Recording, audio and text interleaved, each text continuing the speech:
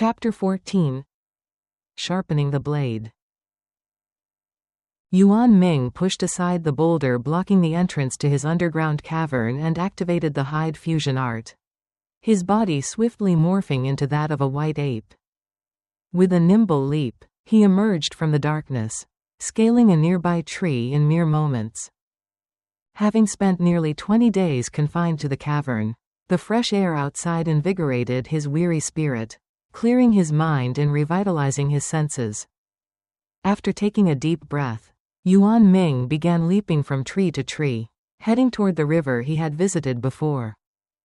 Though he had now mastered the hide fusion art, hunting wild beasts was no easy task. His immediate goal was to catch some man-eating fish to fill his stomach and restore his strength before anything else. When he reached a tree about 30 yards from the riverbank, he paused, concealing himself within the dense foliage. Peering through the leaves, he spotted a half-human, half-tiger figure thrashing in the water ulu.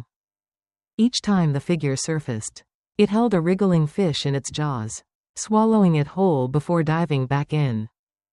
So Ulu has also mastered the hide fusion art, and so quickly? Yuan Ming mused, a flicker of surprise crossing his mind. Both of them possessed only 4 spiritual roots, a mediocre aptitude for cultivation. Yuan Ming had struggled with the blood qi technique before finally succeeding with the help of the 9 origins method. Yet Ulu had somehow achieved the same feat without such an advantage. Yuan Ming remained hidden, watching as Ulu caught over a dozen fish before departing. Only then did he descend from the tree and approach the riverbank. Using his ape tail as a makeshift fishing line, he soon hooked a dozen fish, wrapping them in a bearskin before retreating to a safe distance. After building a fire, he roasted his catch. The meal was hearty, and 2 of the fish even contained black roe, rich in nourishing energy. As he ate, Yuan Ming could feel his vitality surging, his stamina gradually returning. With his hunger sated, he wiped his mouth and contemplated his next move. The 1-month deadline imposed by Elder Huo Yan was now down to 10 days. To obtain the antidote for the poison running through his veins, he needed to submit 5 vials of fierce beast essence blood. Though he could now wield the hide fusion art at will, his combat prowess hadn't improved drastically. Killing that black bear had been difficult enough. Fierce beasts would be far more dangerous. After some deliberation, Yuan Ming decided to bide his time. He would spend the next few days cleansing his body and accumulating more spiritual energy before attempting a hunt. As Elder Huo Yan had said, "The stronger your magic power, the greater the might of the hide fusion art." Yuan Ming understood the wisdom in sharpening the blade before cutting wood. He sat cross-legged, circulating the 9 origins method to draw in the surrounding spiritual energy. 5 days later, a golden ray of dawn seeped through the cracks of Yuan Ming's cavern, accompanied by the distant chirping of birds. He opened his eyes, ending his meditation, and devoured a piece of roasted meat before drinking deeply from his waterskin.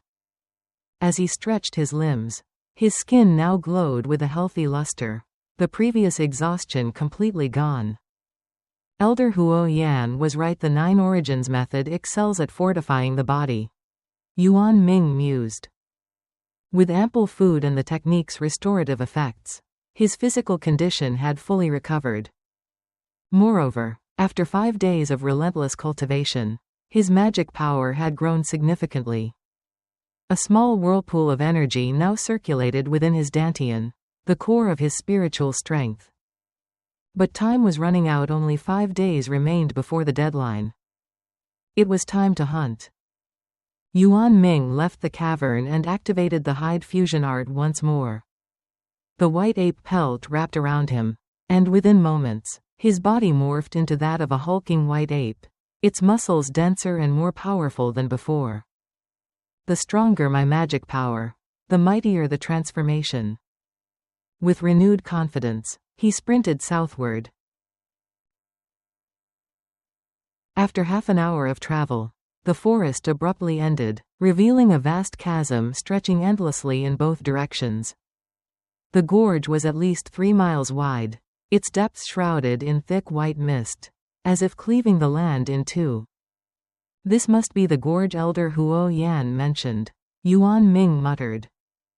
According to the elder, the fierce beasts dwelled on the opposite side. To obtain their essence blood, Yuan Ming would have to cross the abyss. He picked up a stone and hurled it into the mist. A faint clatter echoed back. After a few seconds the gorge wasn't bottomless. Still cautious, Yuan Ming descended along a gentler slope, soon reaching the mist-covered floor.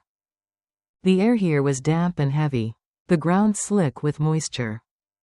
Only moss grew in this sunless realm, a stark contrast to the vibrant forest above.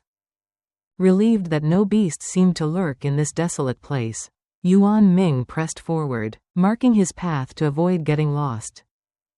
Before long, he reached the opposite cliff and scaled it with ease. The white ape's climbing prowess was unmatched. Emerging into the forest beyond, he immediately sensed the difference. The trees here were taller and denser, the spiritual energy thicker, yet an eerie chill permeated the air, making his fur stand on end even through the ape's hide. This place is sinister indeed. Yuan Ming moved cautiously, sticking close to the gorge's edge as he scouted for prey. The forest was unnervingly silent, save for the occasional distant bird call.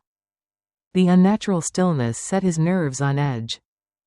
Then a shrill screech pierced the air, followed by a bestial roar. Yuan Ming froze, then crept forward, peering through the foliage. Below, a yellow-furred baboon-like beast stood half a zhang tall, about 5 feet. Its back armored with a tortoise-like shell. It faced off against 2 emerald-furred foxes, each the size of a large wolf, their lithe bodies built for speed. Fierce beasts. The battle was fierce. The foxes darted like shadows, their claws leaving faint scratches on the baboon's shell. But the baboon's iron-like claws tore deep gouges into the earth, its strength monstrous. Soon, the foxes were overwhelmed, their bodies bloodied. With a final snarl, they turned and fled. The baboon roared in triumph before lumbering away. Yuan Ming's eyes gleamed. Injured prey, perfect. He pursued the foxes through the trees, quickly closing in on the slower one, its hind leg wounded. The beast sensed danger and whirled, but Yuan Ming was already upon it, pouncing like a hawk. The fox tried to evade, but its injury slowed it. Yuan Ming slammed his knee into its spine, drawing a pained yelp before locking his arms around its neck in a vice-like grip. The second fox lunged at his back, but Yuan Ming channeled all his power into his arms. Crack. The first fox's neck snapped, its body going limp. But the second fox's claws raked across his shoulder, slicing through the ape's hide. Blood welled from the wounds. Yuan Ming gritted his teeth, turning to face his remaining foe. Here is the retold story in proper American English grammar, maintaining the Xianxia, immortal hero, style and filling in missing context where needed. Chapter 15. Just like that. Yuan Ming gritted his teeth as a sharp pain lanced through his shoulder. Yet his movements did not falter. With a swift pivot, his right leg lashed out like a whip, cutting through the air with a sharp whistle before slamming into the green fox's flank. The beast let out a shrill cry as it was sent flying, crashing against a thick tree before crumpling to the ground. It scrambled up quickly, though its ribs seemed unharmed. The impact had reopened several of its old wounds.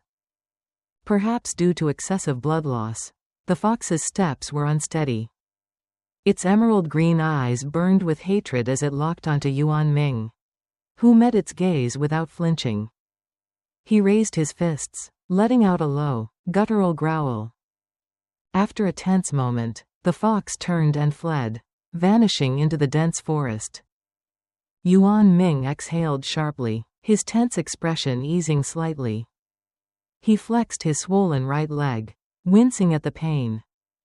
This beast was far stronger than I anticipated. If it hadn't already been injured from its fight with that yellow lynx, I wouldn't have stood a chance. Even so, he hadn't been entirely confident in facing a second fox. Had it chosen to fight to the death, the outcome would have been uncertain. But Yuan Ming had been prepared to risk his life. He wasn't about to let his hard-earned prey slip away. In battle, courage decides the victor. In the end, it was the fox that chose to retreat. After hastily bandaging his shoulder to stem the bleeding, he hung the fox's corpse from a nearby tree and drew a bone knife, slicing its throat open. Thick, dark blood spilled forth, collected in a leather pouch lined with strange crimson runes. Soon, the pouch was nearly half full. If one fox's blood fills this much of the pouch, how am I supposed to hunt more beasts? He frowned, then studied the pouch's intricate patterns. Elder Hu must have considered this. There's no way this pouch is ordinary. Curious, he pressed 2 fingers against the runes and channeled a trickle of his spiritual energy into them. The markings flared a deeper red, and the pouch glowed with a faint, bloody light like the last hues of sunset. The fox blood inside churned violently, as if stirred by an unseen force. To his astonishment, the liquid rapidly shrank, condensing before his eyes. In mere breaths, over half of it had vanished, leaving behind a denser, more potent essence. So the pouch refines the blood. He increased the flow of his energy, and the pouch responded with a soft hum. A white light spiraled from its surface, forming a glowing ring that hovered over the fox's wound. A fresh stream of blood gushed forth, but not a single drop spilled. The pouch drank it all in greedily. It can collect blood on its own. Yuan Ming wasn't entirely surprised. Given the importance of beast blood to the Bai Luo sect, it made sense they'd have tools to maximize efficiency. Still, Elder Hu never mentioned this.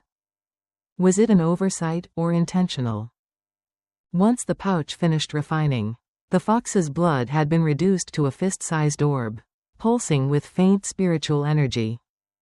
This confirms it the fox was a true spirit beast, capable of absorbing the world's energy. He wasted no time.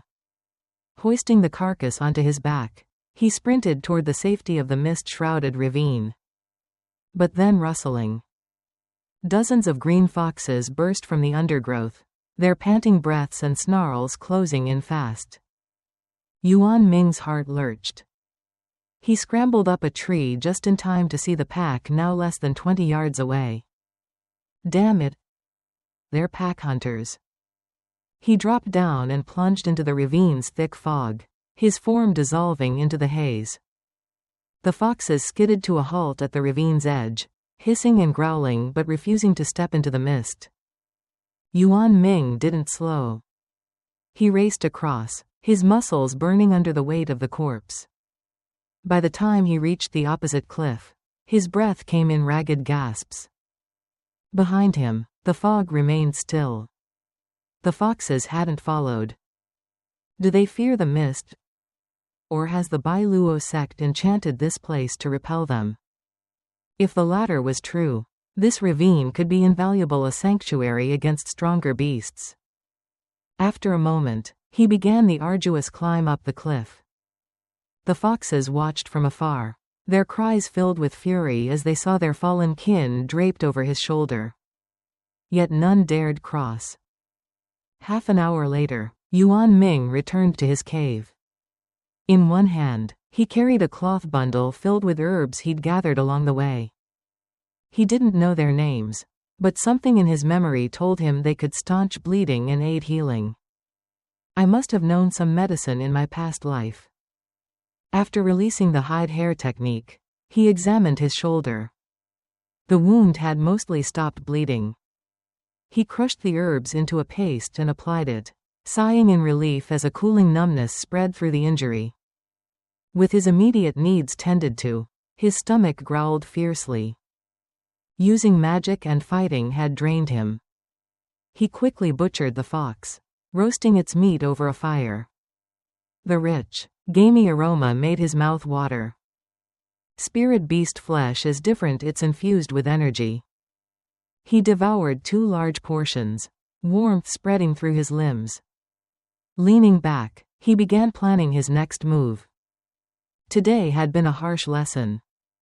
The green fox and the yellow lynx were likely among the weakest of spirit beasts. Yet even they had nearly bested him. And the foxes hunted in packs. With only 4 days left, he needed a better strategy. After some thought, he decided to focus on the green foxes. They were slightly weaker, and their numbers meant more opportunities.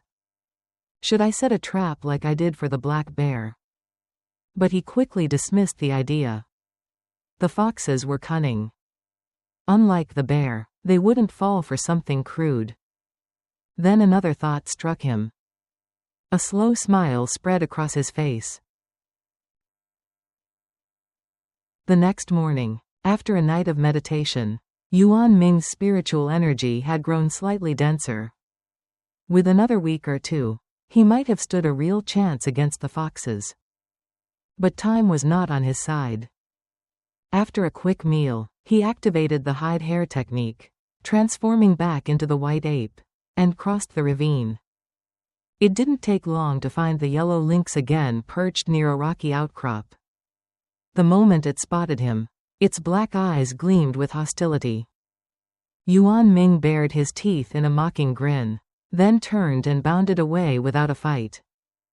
The lynx stared after him, bewildered, before finally retreating into a small den at the base of the cliffs. Inside, several cubs nuzzled against their mother as she licked them affectionately. Yuan Ming watched from the shadows, his plan taking shape. Of course, here's the retelling of the story featuring Yuan Ming, with clear American English grammar while preserving the Xianxia tone. Chapter 16. A temporary measure. After Yuan Ming departed from the territory of the wild beasts, he followed the path where one of the azure foxes had fled the day before. Tracking it for nearly half a day, he finally discovered a den deep in the forest, tucked away within a mountain range near the Guo River. There, lying lazily at the entrance of a hidden cave, were 2 azure foxes slightly smaller than the one he had encountered the day before, basking comfortably in the morning sunlight. Just as Yuan Ming was preparing to make a move, a sharp fox call echoed from within the mountain hollow. Moments later, 4 or 5 more azure foxes bounded out, joining the 2 at the entrance. The whole group vanished swiftly into the dense woods. So this mountain must be the den of the azure fox pack. Yuan Ming murmured, his gaze narrowing as he peered into the darkness of the cave. Without hesitation, he began tailing the group. Thanks to his current form, a transformed white boar, he moved skillfully and quietly, blending perfectly with his surroundings. The foxes, unaware of his presence, continued through the underbrush. Not long after they entered the woods, the foxes began to split up, each seemingly heading toward a separate objective. Yuan Ming picked one to follow. In no time, he and the fox had distanced themselves several li from the mountain. After confirming there were no other fierce beasts nearby, Yuan Ming increased his pace. He quickly caught up and climbed a nearby tree, positioning himself just above the fox. Sensing danger, the fox stopped and looked up, baring its fangs. Yuan Ming smiled, reaching into his beast hide pouch and pulling out a green stone. With a flick of his wrist, he hurled it toward the fox. The stone streaked through the air, whistling as it flew. The fox barely dodged when a second stone, this time black and heavier, struck true. With a crack, the rock shattered, and the fox staggered, momentarily stunned. Yuan Ming blinked at his own hand in surprise. He had thrown the second stone instinctively, without pause, barely a heartbeat after the first. It wasn't a conscious decision, it was as if his body had remembered a combat technique on its own. Even a creature as nimble as the azure fox hadn't managed to evade it. Recovering quickly, Yuan Ming leapt from the tree, aiming for the fox's throat. But the fox, wounded yet still alert, sensed the danger and jumped aside. Its jaws snapped toward his arm. Yuan Ming had anticipated this. His grab had been a feint. He pulled back just in time to avoid the bite. Uninjured azure foxes are really troublesome, he muttered, retreating a few steps before dashing off. The fox growled, its emerald eyes now glowing with rage.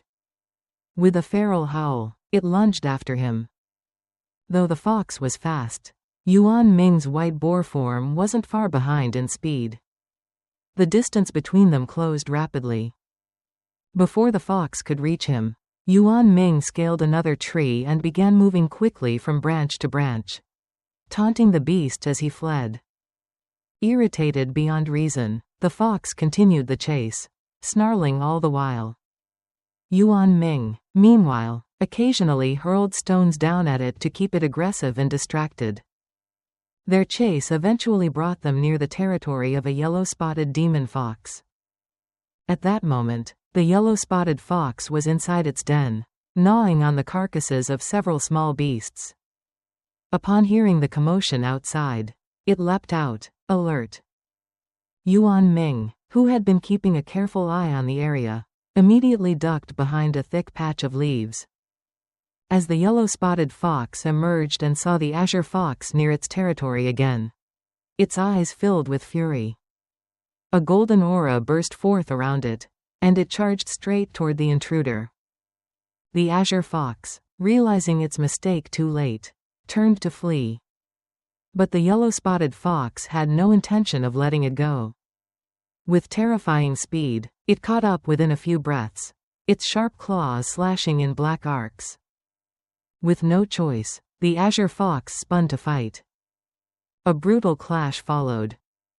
The two beasts tore into each other, their roars shaking the forest and kicking up clouds of dust.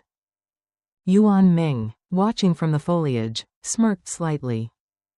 The plan's half complete, he thought. All I have to do now is wait until the azure fox is defeated and slips away. Then, I'll strike. But then, doubt struck him. Wait, there were 2 azure foxes yesterday. Where's the second one? Did it already get killed by the yellow-spotted fox? As he pondered, he heard a faint cry, definitely not from the battling beasts. It sounded like a young animal. Could the yellow-spotted fox be so enraged because its cubs are nearby? Yuan Ming thought. Silently, he crept toward the den and climbed a large tree in front of it. From his new vantage point, he could barely see into the cave. A soft grin spread across his face.